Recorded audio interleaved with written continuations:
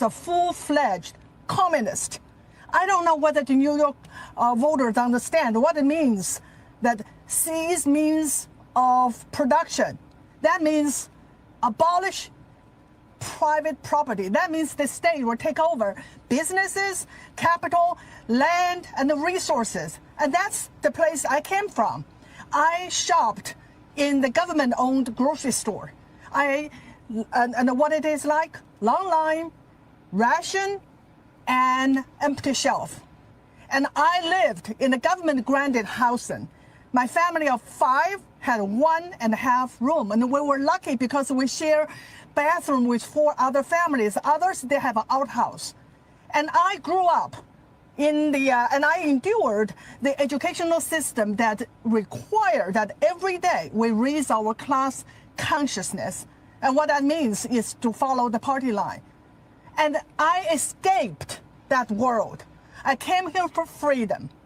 And if America falls, all of us have no place to go. New Yorkers, you have to wake up. I'm so glad President Trump sees through it and call him a communist.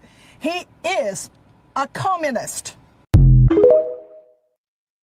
Welcome to the J.J. Carrell Show. That woman's talking about Mandami, well, however you say his name. I don't really care, but he's going to be the new mayor of New York City. How do you know? How do I know?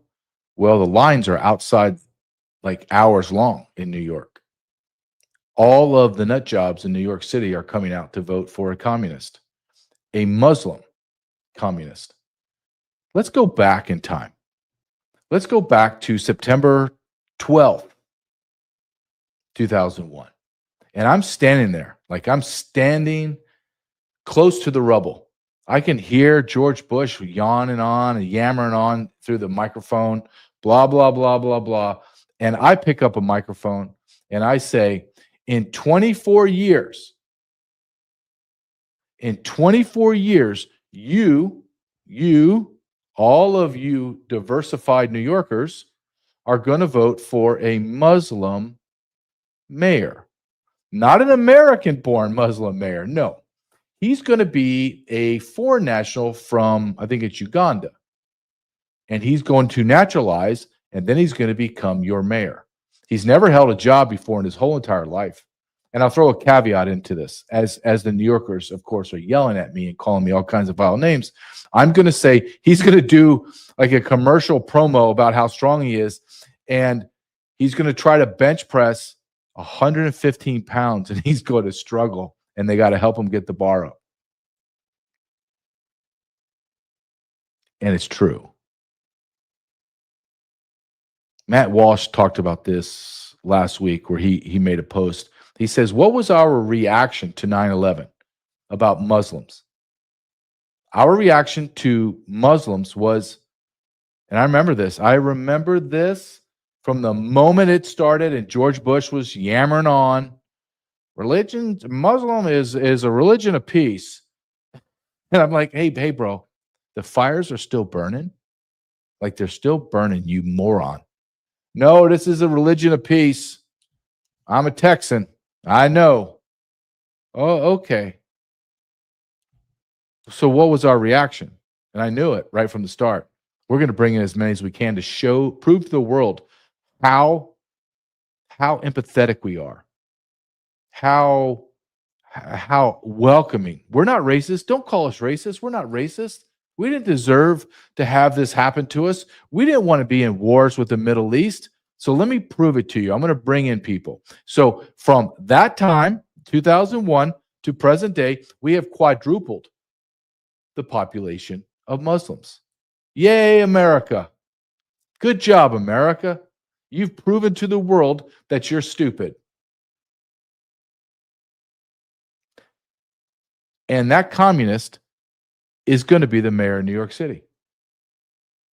And what that lady, who seems to be either a refugee, and I've heard her speak before, or a naturalized citizen, which I believe she is. And I believe she was talking about she came from China or some variation of that world. And she's talking about grocery stores. Well, I live in Kansas.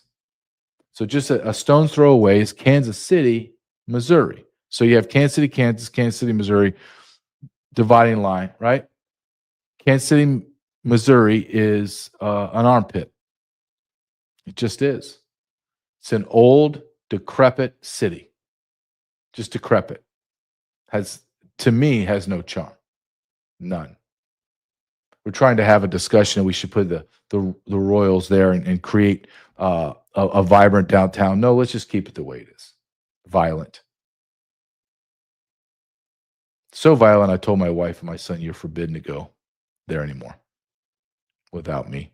And if we go down there, it's going to be very, very specific. And I will be carrying when I go down there.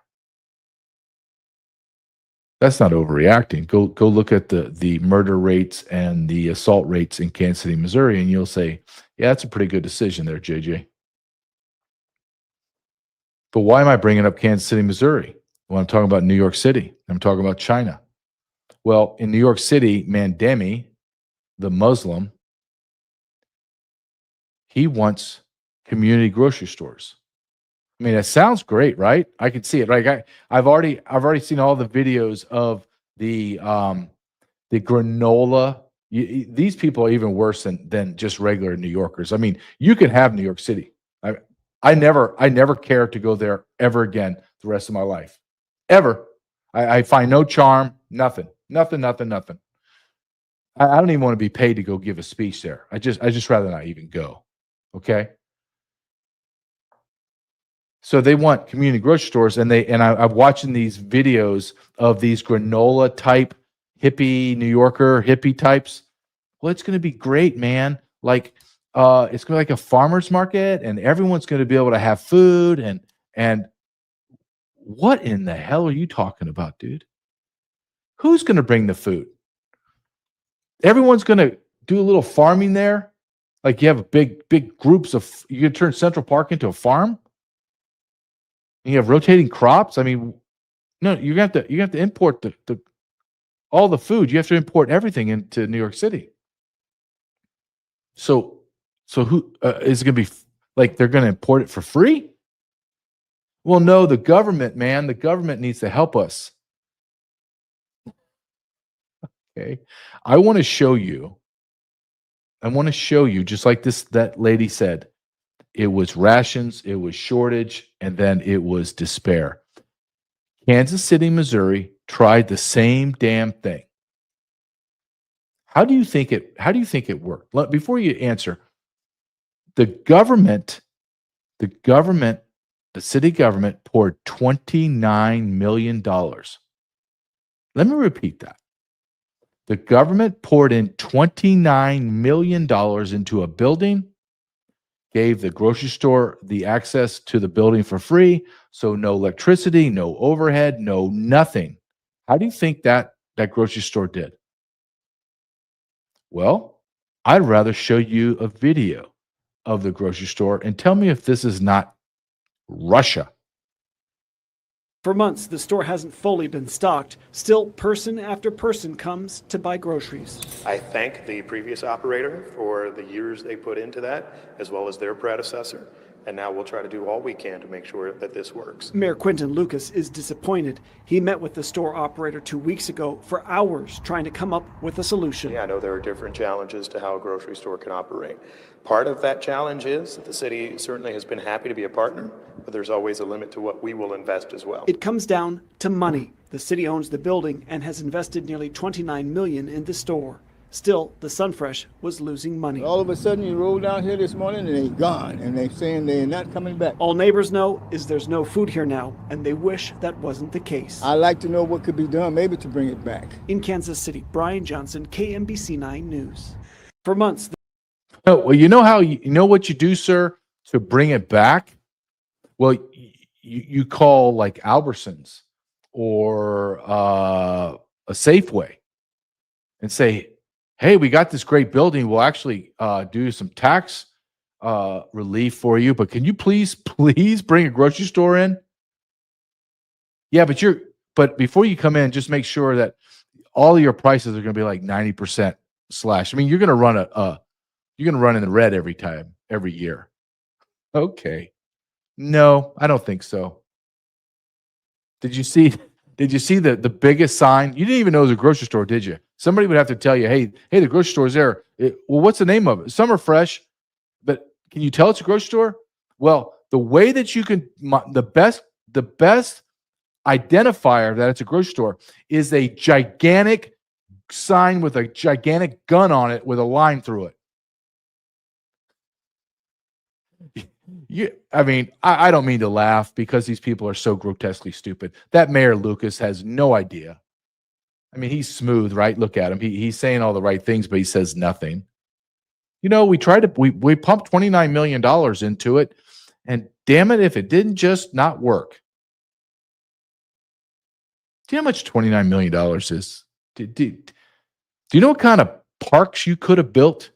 Like beautiful, beautiful parks in Kansas City, Missouri. Here's an idea, Kansas City, Missouri. See, when you drive into Kansas City, Missouri, your whole car could be swallowed up in not a pothole, like a black hole. Like just your car would just disappear. Or maybe we could take some of that money and scrape off all the graffiti all over the overpass, underpasses, and on buildings. That might be a start there, Lucas. You vote in the dumbest people, you bring in the third world, and then you give people in America everything for free. And then when it falls apart and goes to shit, everybody looks at you and is like, I don't know how it didn't work.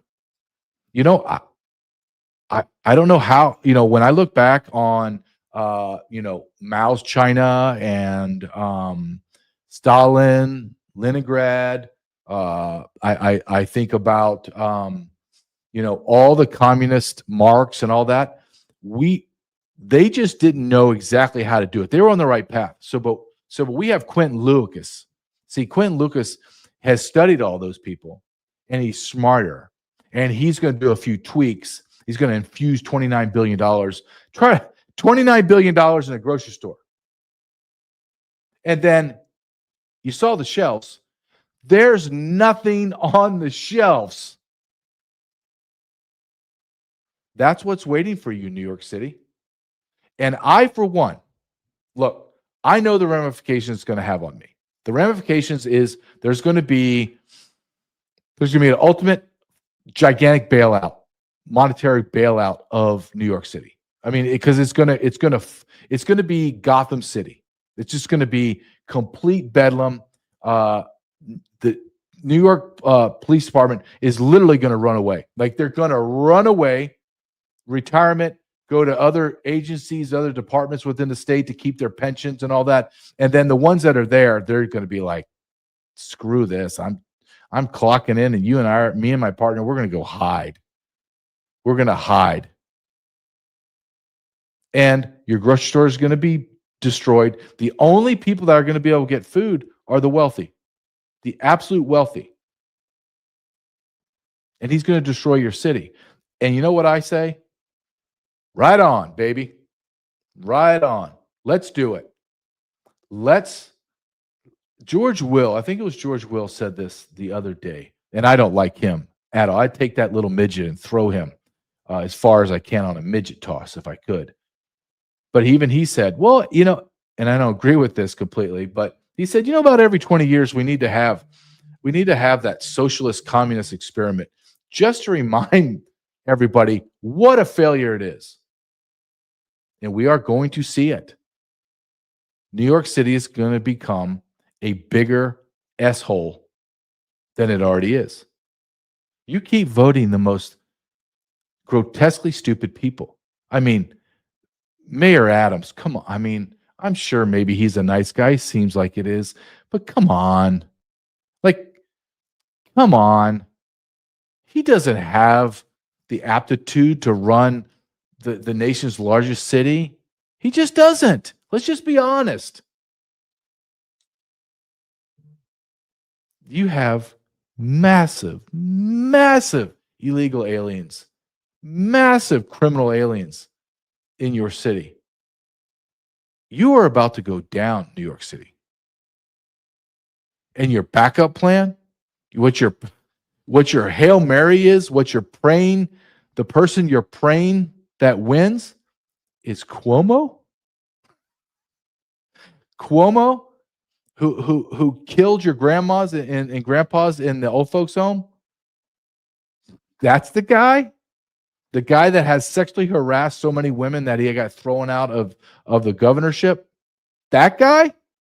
Where are you feminists? Where are you crazed ass liberals going against him? I mean, that's your choice. You got a career politician that's a sexual predator that killed your grandparents, or you go with a communist that's going to destroy your country. I mean, that's your choices, New York, or some dude that wears a red beret and goes around like Charlie's Angels. I don't know what the hell they call him, but he's a socialist too. I mean, everybody in New York. I mean, come on. Come on. It's like I came from California. Don't sell me anything else except it's a liberal bastion of hell. I mean, that's just the truth. I was in California, was it 3 weeks ago? I'm pumping gas at $5.50 a gallon. What? $5.50 a gallon.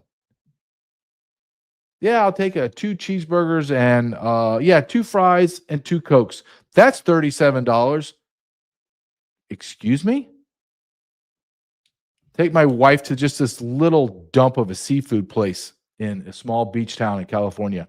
She gets a bass, some kind of bass sandwich, right? Literally just a fillet of bass salmon sandwich. Well, that'll be $40. Okay, hold on a second. How big is this sandwich? Does it feed like a family of 4 or 6 or 8? No, just it's a small portion for your wife, $40. They'll do a soda too. Okay, that's going to be $47.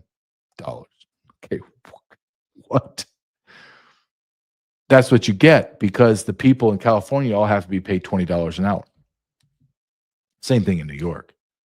It's a liberal bastion of hell. That's all it is. It's a liberal bastion of hell. And that hell's about to get a lot hotter starting tomorrow. Because I'm going to show you some videos of this guy, Mandemi. Well, we need to get rid of the police, and we need to get rid of jails. We have to reimagine what we need to do about all these people. You know what? Before I go, let's go ahead and just play number 4. Let's just show this type of man he's going to be. Number 4 for me, Nick, please.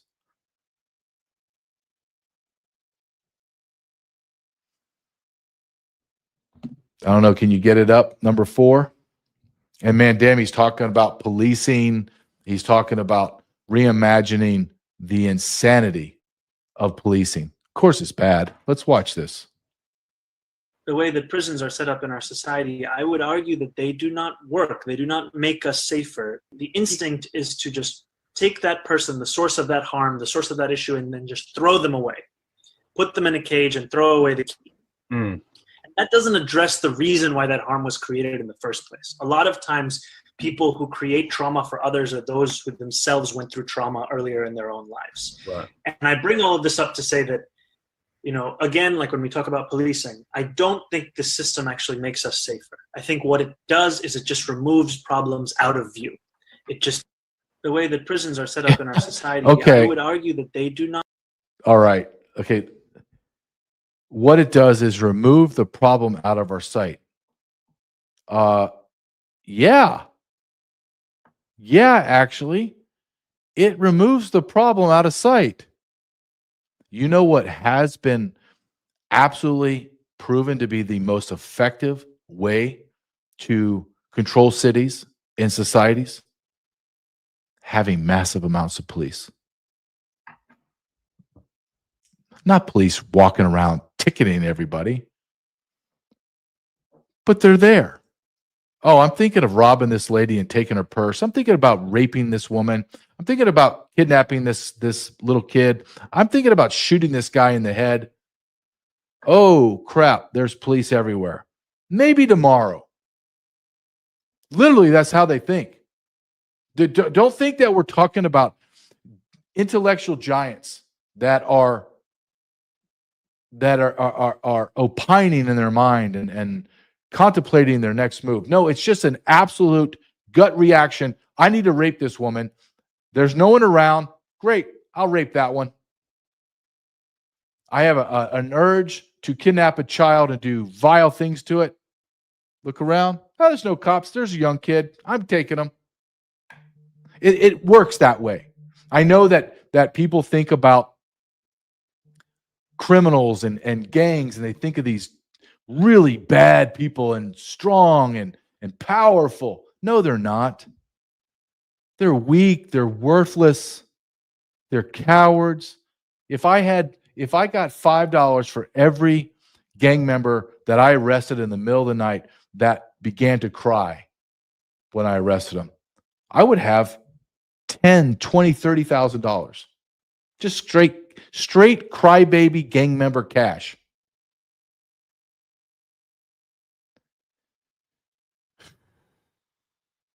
And this is the jackass you want to bring as your mayor. I mean, he's just a little worse version of your Vermont city councilman that rose up, a congressman, and then became the senator, Bernie Sanders. Bernie Sanders, his first job was in the city council at age 40. Our side's no better. We got the fat, intellectually and religiously retarded Ted Cruz. We got Rand Paul that actually came out 2 days ago and said, well, you know what? Social Security, there's just no money for it. So what we're going to do is we're going to push the age to 70. Hold on, you little rat bastard. How about we take the 9 million illegal aliens that we just found out are on Social Security and the 6,000 known terrorists on the terrorist watch list? That might be a good place to start to remove the waste. Why don't we do that? And then, you little jackass, why don't we take that number 62 and let's bring it down to 58? How about we reverse it? Then how about we get rid of it altogether? Stop it for the next generation. Boom. Nope, you're not paying. You're going to take care of yourself. And everyone else is granted. Because of my money, this is not an entitlement. This is not a benefit. This is mine. You stole it from me. You took my money. Now I want it back. And I don't need you to tell me we're going to start at 70. So you're going to start paying me my money back that I've been paying into your coffers since I was 16 years old, and now it's 70, and hope I live to 90 when I can barely chew? Go pound sand. I can't stand. I am absolutely anti-government through and through. I am the child of the founding fathers. I am not a child of this world. No, there's no way in hell I am. None. I feel as if I've been born in the wrong generation, the wrong time in history. I absolutely believe that. I would have been stacking bodies with my founding fathers. Our founding fathers would be vomiting right now and looking at what America has become. They went to war on like 3% T-tax.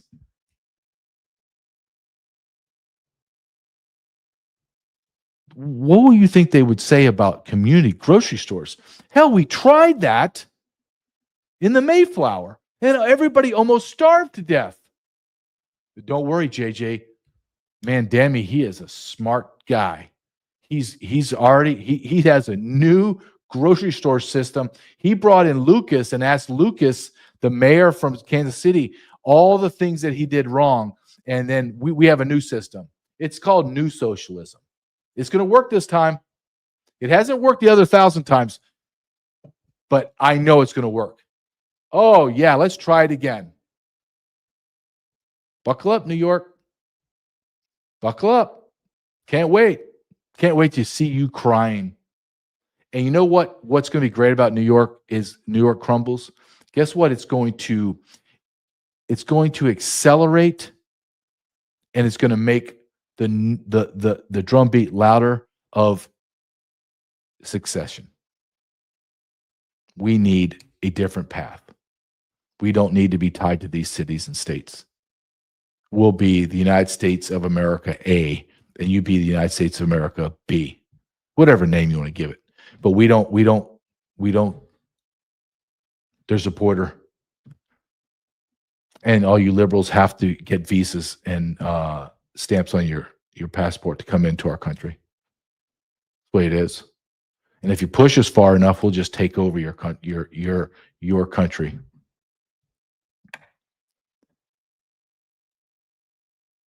One way you can support me on this podcast is you can go to my website, jjcarrell.com, or my Substack, jjcarrell.substack.com. It's on the screen. I have 2 paywalls between those where I push out daily takes, has my videos, everything's on there. Great way to support me. I am not a socialist. I am a capitalist. And what I believe in capitalism is if you create something that has value, then people will purchase it. And I believe I've created something that has great value. So go to jjcarrell.com or jjcarrell.substack.com. I appreciate it.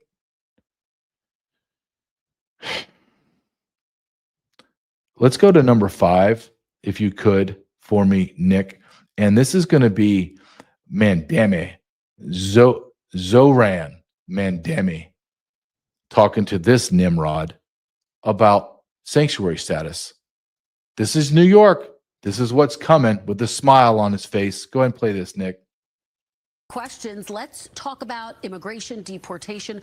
Are you committed to keeping New York as a sanctuary city? Absolutely, because ultimately we've seen that this is a policy that has kept New Yorkers safe for decades. It's a policy that had previously been defended by Democrats and Republicans alike until the fear-mongering of this current mayor.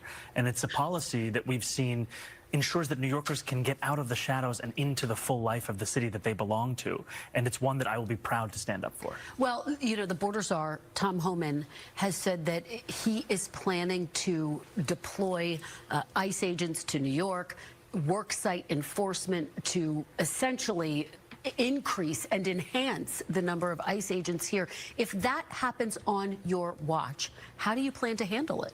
We have to stand up and fight back, and we haven't seen that from our current mayor, who has instead been working with the Trump administration to assist in their goal of building the single largest deportation force in American history. I mean, we saw ICE agents arrest a migrant at Federal Plaza, and then we saw NYPD officers arresting a pastor who was peacefully observing that arrest. Those days are going to come to an end when I'm the mayor. The NYPD's job is to create public safety in the city, not to assist ICE agents in their mission to attack the very fabric of this city. I want The very fabric. What is that fabric there, man, Danny? Well, it's illegal aliens. And then it's legal immigrants like you that hate our country and hate everything about it, and you're going to change it. I'll tell you this. All joking aside, I applaud you, sir. I think it takes incredible amount of courage and determination and perseverance to be so far outside the realm of Americanism, and yet you found a way to weasel your way in and destroy it. I applaud you. I wouldn't have the tenacity to go in to say Iran and begin to change it. Well, then, Iran, they would not tolerate this for a second and they would cut my head off. But I digress. I still wouldn't have the wherewithal that you have. So I applaud you. I do. I applaud you. Look at Gavin Newsom, that closeted homosexual, and his wife that did everything she can to get a job by sleeping with Weinstein. So that's your leader, and then Gavin Newsom cheats on his best friend, who is his campaign manager, cheats on his campaign manager's wife while he was trying to become the mayor of San Francisco. I mean, it just goes on and on. The vileness, the immorality. But again, I give these men credit where credit's due. They either forced their way in or they lied, cheated, and stole, and they're there. Got to give them credit. Got to give them credit. But California is in absolute bankruptcy. It is crumbling in real time. New York City's going to crumble. Violence that you can't even fathom is going to just explode. Explode. And here's the kicker of all kickers. When this does explode, and it will, the people that are going to be hurt the worst and the quickest are all the white Karens. It is. It's all the white women are crying for it, and you are about to be sexually assaulted, raped, murdered, assaulted at levels that you've never known possible. And I'm going to be very honest, and I know this says a lot of negative about me. I don't care. I don't care how many women get raped in New York City. Don't care. You voted for it. How many times do I got men like me say, no, don't do this, and then you screech back that I'm the patriarchy, I'm a vile human being, I'm disgusting, I'm a racist, xenophobe, misogynist. Okay, all right, okay, enough. You win. You win.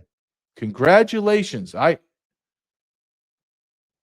Here comes your prize. Here it comes. Some sweaty Muslim from some third world African country or Middle East country and a couple of their buddies are going to gang rape you. You win. You win. You can't walk around downtown. You can't go shopping. Can't go to restaurants. There's no groceries in your grocery store. You win. Aren't you happy? You won.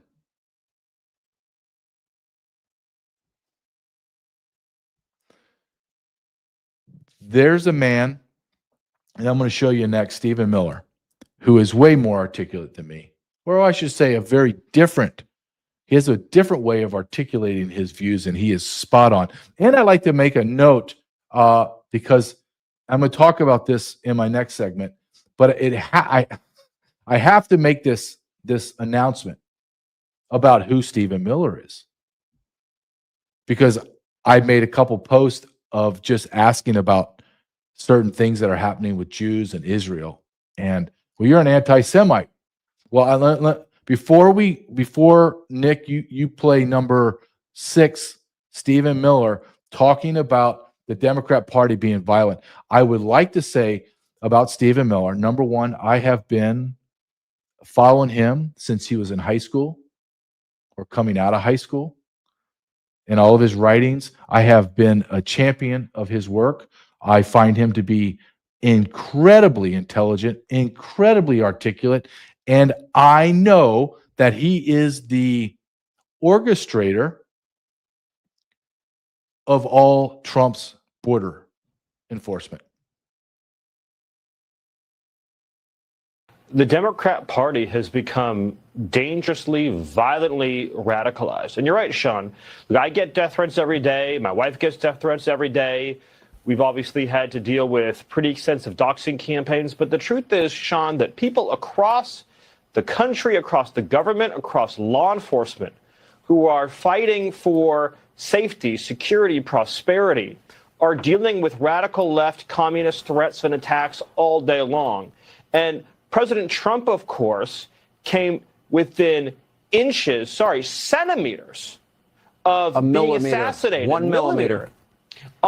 During the middle of his rally on live television by a wicked, evil assassin, and then only weeks later, a second assassin. If not for a Secret Service agent spotting the barrel of that gun, would have taken President Trump's life, saved by the hand of God himself.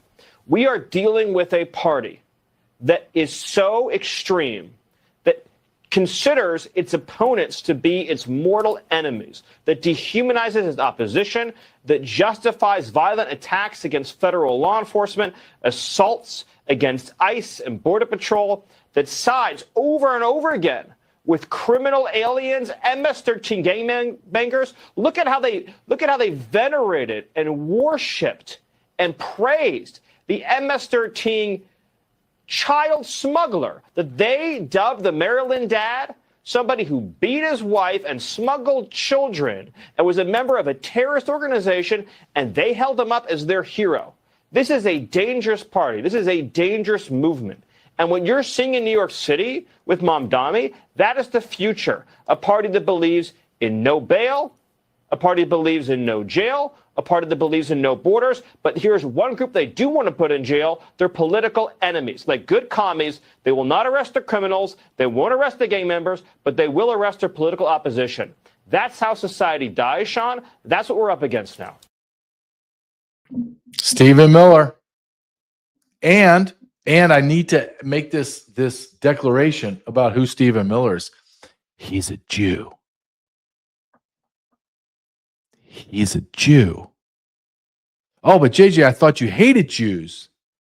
And you No, I just asked a question or two, or I made an observation.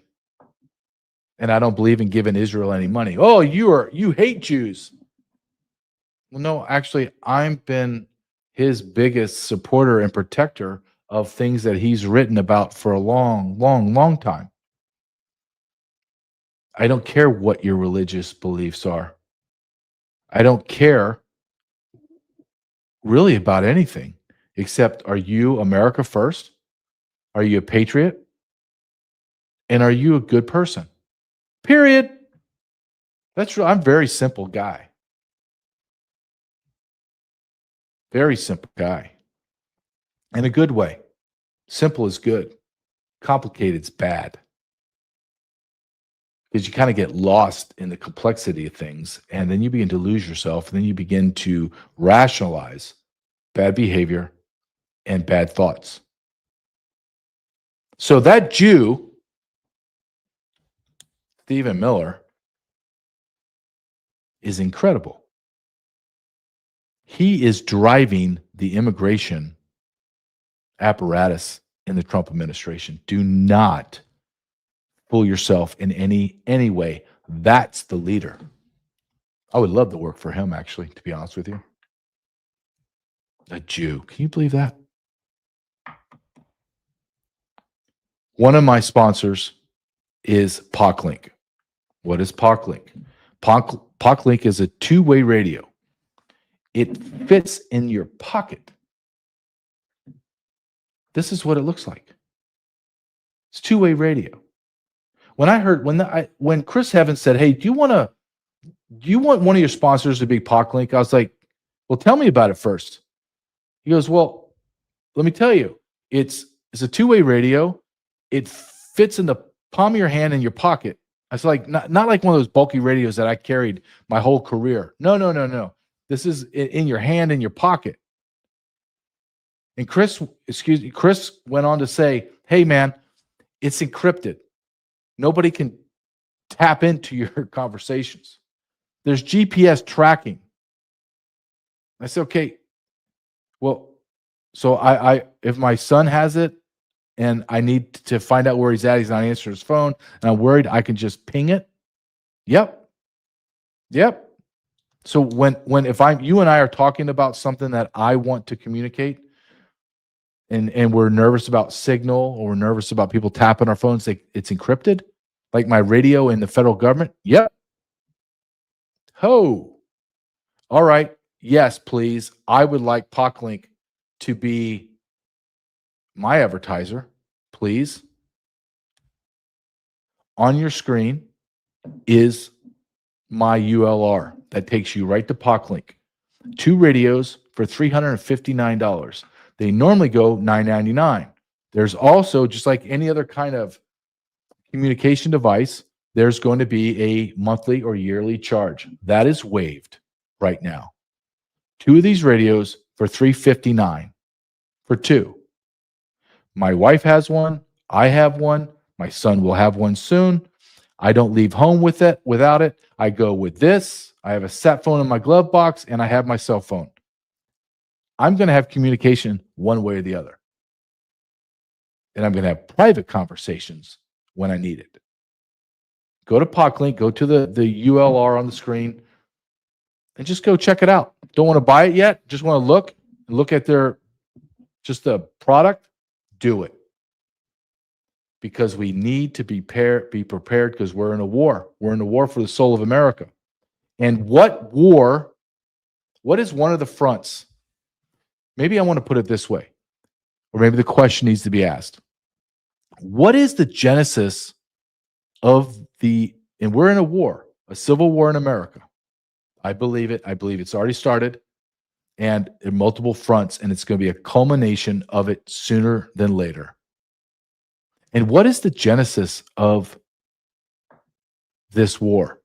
And I have been seeing it happen, but this past weekend really kind of, not epiphany, not like I just decided that I just saw this and I believe it. No, it just kind of like really kind of pushed me over the edge and go, okay, this is what you've been thinking. It has been, here it is this. And what is the genesis of this war? It is the attack on Jesus Christ. It is the removal, a decade-long removal of God from all areas of our government and our society. We have gone from a majority Christian nation, now we're a secular nation. And you, and my viewers, I know you feel this. There's a direct line. It's not like I have to figure out where that dot is and this dot and like how do I connect them? Like they're right next to each other. All I have to do is just take my pen and go, doop, there it is. The removal of God, the downfall of America. The removal of Jesus Christ and the downfall of America. The minimizing of Jesus Christ, the mocking of Jesus Christ, the bringing in of other religions, the idea that we're a Judeo-Christian nation and that Muslims have a place in America. Muslims have a place in America if they do not allow their religion to propagate hate and death and destruction on America. Right now, they're not proving that to us. We are in a war for the soul of the United States of America. Why is it okay for us to destroy our demographics and thus destroy our societal and cultural norms that include being a religious, a Christian nation? And I'm not going to apologize for that. And I saw this video today. It is powerful. Like, powerful. And all it is some dude on a street corner asking people a very quick and fast question. Do you believe in Jesus Christ? Watch this. Do you believe in Jesus Christ? Leave me alone. Okay. Do you believe in Jesus Christ? No, I thought he died. Do you guys believe in Jesus Christ? Do you guys believe in Jesus Christ? Nope. Do you believe in Jesus Christ? Do you believe in Jesus Christ? No, I don't. I think he's a joke. Really? Yes. Do you believe in Jesus Christ? Oh, sorry. Do you believe in Jesus Christ? I don't. Okay. Do you believe in Jesus Christ? Nope, you know, I cut it a long time ago. Do you believe in Jesus? We're shopping. Do you believe in Jesus Christ? Do you believe in Jesus Christ? You better know it. Do you believe in Jesus Christ? Huh? Do you believe in Jesus? No. Do you believe in Jesus Christ?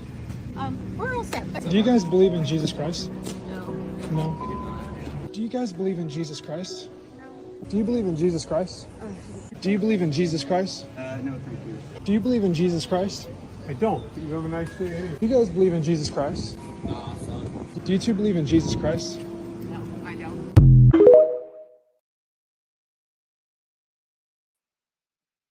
That is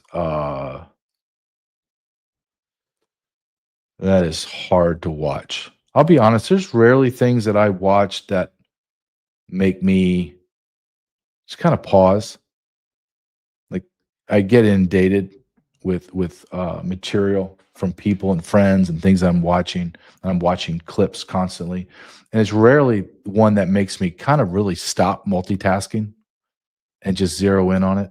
And this video was one of those. About 10 seconds into it, I was just like, I couldn't stop looking at it. And at the same time, I was feeling nauseous. You're looking at lost souls. And I want them to find Jesus. Now, let me preface this with I am no one that should be talking about how you should live your life. I'm not going to pretend not.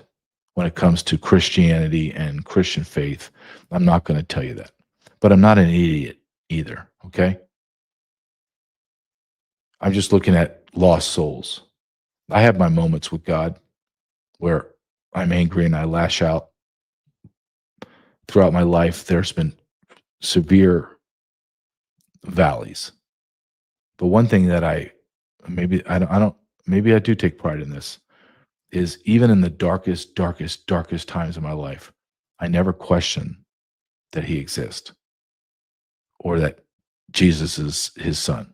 I never question, never question. I question many things about why he does things and how he does it, and it makes no sense. And then I just get angry and upset because I don't have the intellectual capacity to understand God. Of course, I don't have that, which just makes me frustrated.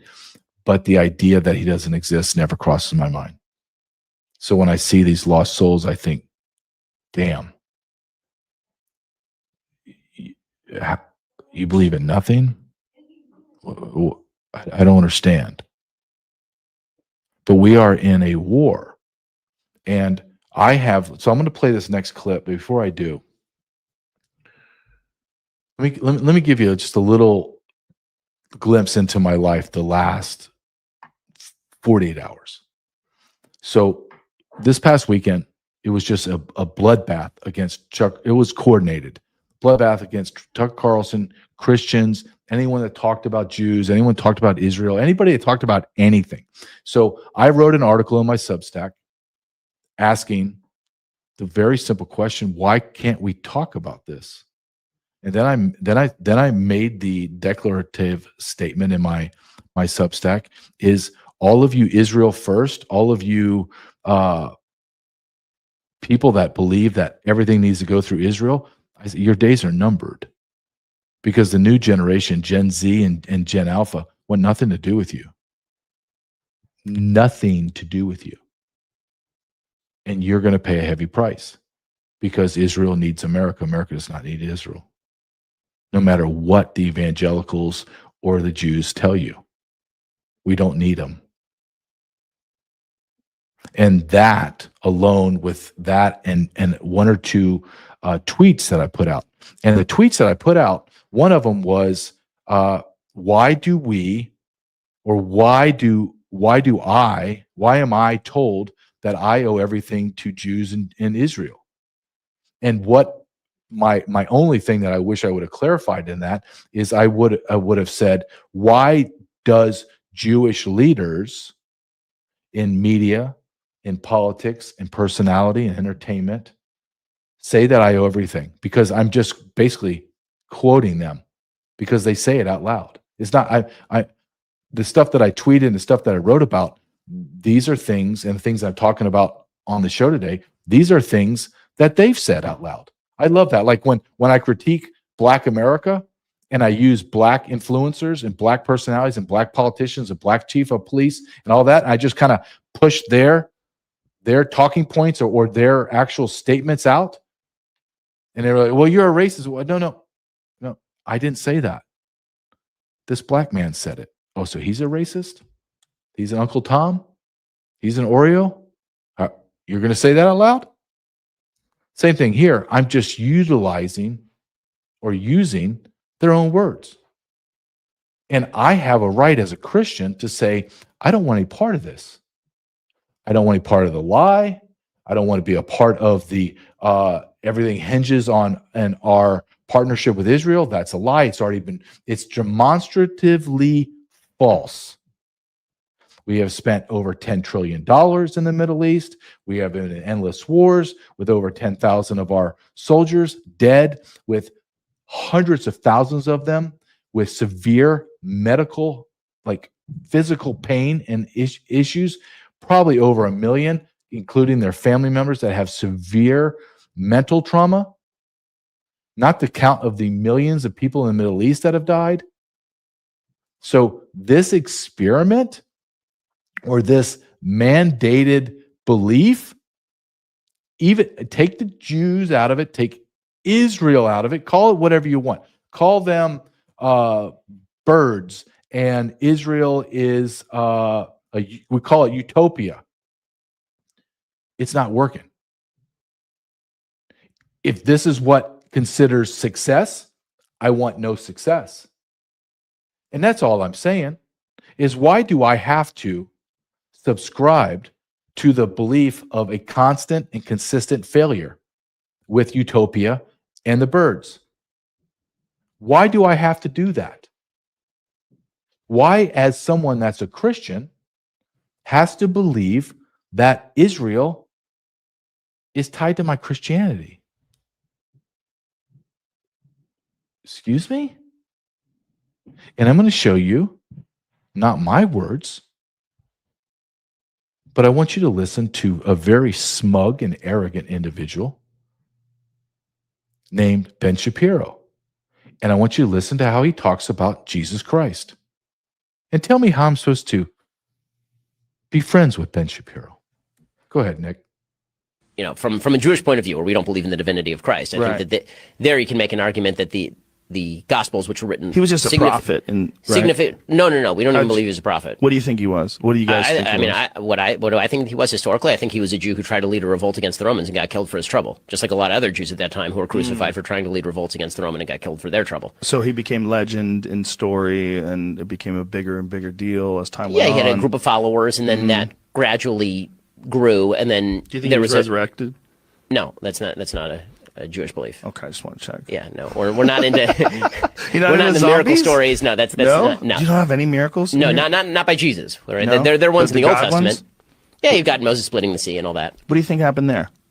What do I think happened there? Yeah. Well, I'll go with the Maimonidean explanation that there was. It says in the Bible there was a strong east wind. So there's a naturalistic explanation for a physical phenomenon. You know, from a Jewish point of view, where we don't. So I'm supposed to take advice on anything, politics, whatever, when the foundation of my belief is mocked, and I'm supposed to, on that foundation, I'm supposed to listen to this person? No. Why would I listen to that person? You think he's listening to me?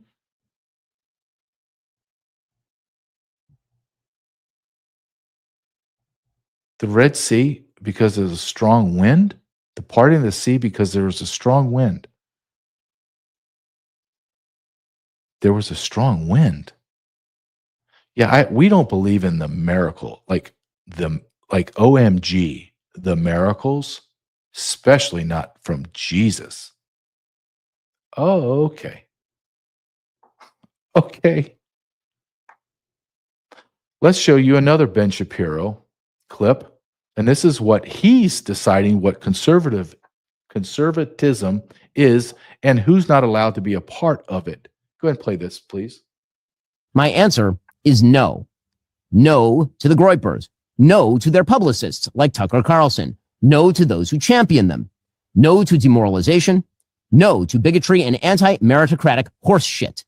No to anti-Americanism. No. This is our country. This is our party. And this is our conservative movement.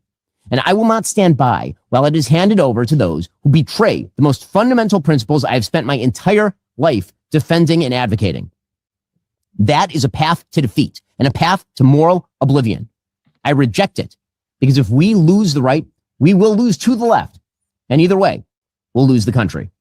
I'm Ben Shapiro. This is The Ben Shapiro Show. Well, here's the problem with Ben Shapiro saying this is our party.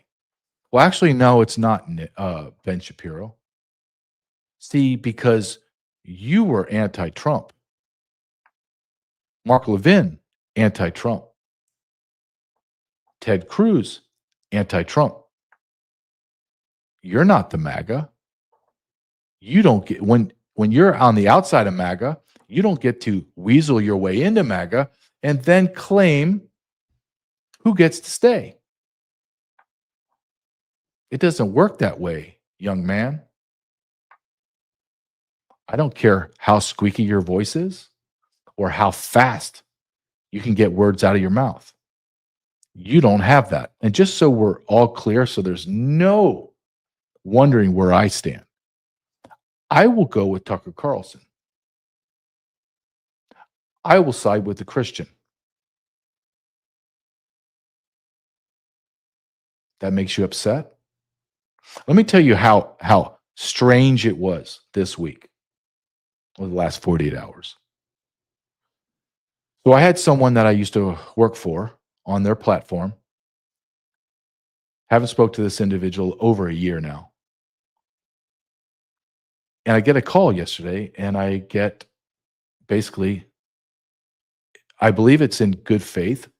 I really do, because I believe that this individual is a nice individual, and they are Jewish. But I was lectured about my tweets. First off, I don't really like to be lectured, like, ever. But if somebody I knew tweeted something about Catholics, about priests are rapists and pedophiles, and the bishops covered it up, and the papal see, especially under Francis and now under Leo, they're Pharisees, even if I didn't like it, the probability of me calling you is about 5%. Like, if I really, really was really good friends with you, like really, really good friends with you, if I haven't spoken to you for over a year, I didn't like your tweet about Catholicism, I don't think I'd be calling you. What if my tweet was about Nigerians?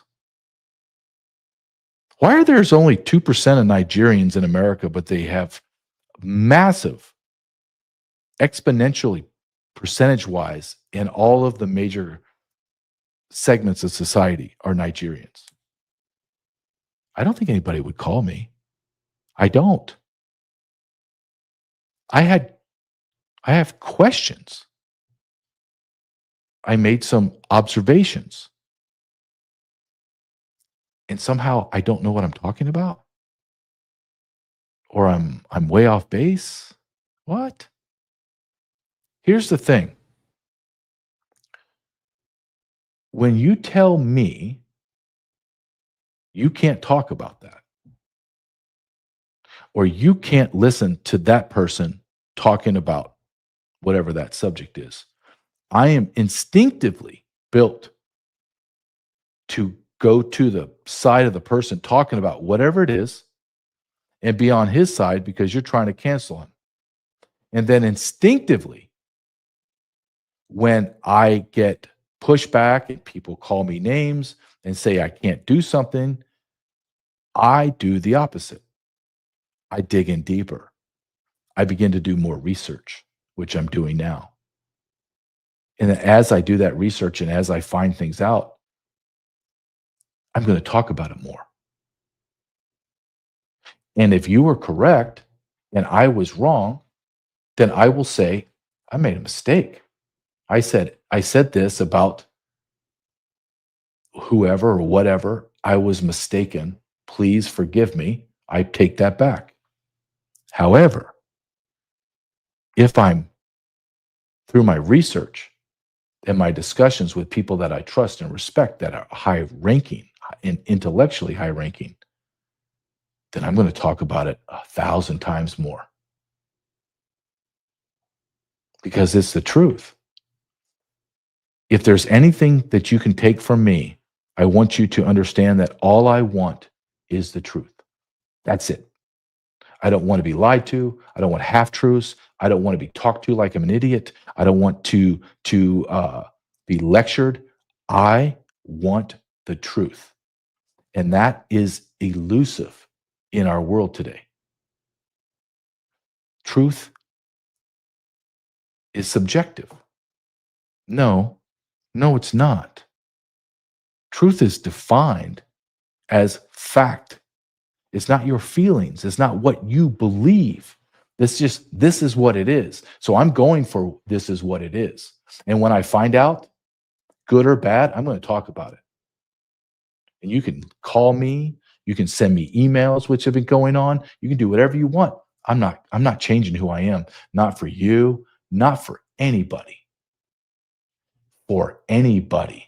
because I am without fear and I am going to continue to speak without a filter. You can guarantee that.